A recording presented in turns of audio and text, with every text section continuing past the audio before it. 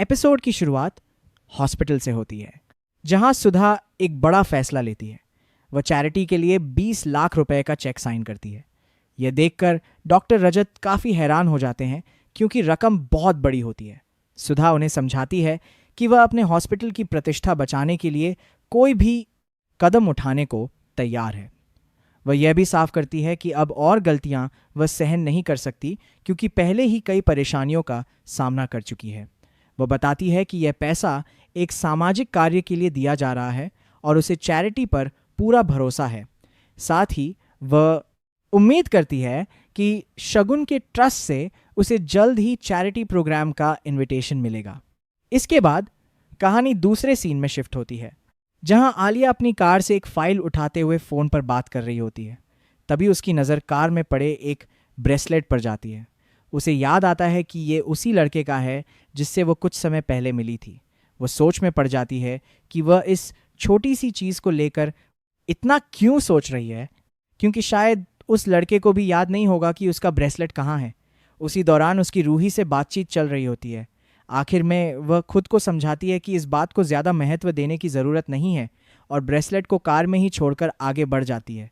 अब कहानी फिर से हॉस्पिटल में लौटती है, जहां सुधा को शगुन के ट्रस्ट से चैरिटी शो का इनवाइट मिलता है।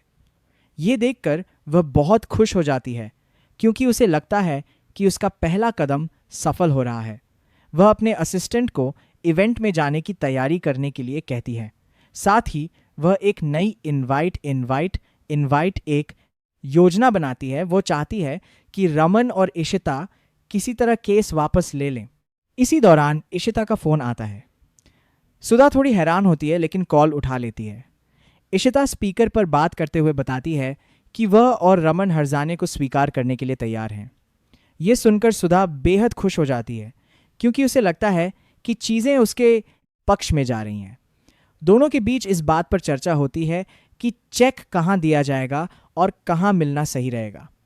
इशिता बताती है कि रमन बहुत थक गया है और घर में चैरिटी शो की तैयारियां चल रही हैं, इसलिए वे सब व्यस्त हैं। इसी बातचीत में सुधा बताती है कि वह भी उसी चैरिटी इवेंट में आने वाली है और वहां डोनेशन देने वाली है।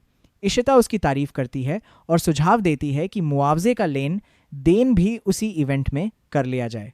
सुधा तुरंत इस साल बात के लिए तैयार हो जाती है और दोनों चैरिटी शो में मिलने का फैसला करते हैं। एपिसोड यहीं एक दिलचस्प मोड़ पर खत्म होता है, जहां सबकी नज़र अब आने वाले चैरिटी शो पर टिक गई है। अब देखने वाली बात होगी कि इवेंट में क्या नया ट्विस्ट सामने आता है और क्या सब कुछ प्लान के अनुसार होता है या फिर कहानी एक नई दिशा में मुड़ जाती है। हम एक नई शुरुआत कर रहे हैं, तो आप चैनल को सब्सक्राइब करके रखें। आपको ऐसे ही देखने को मिलते रहेंगे।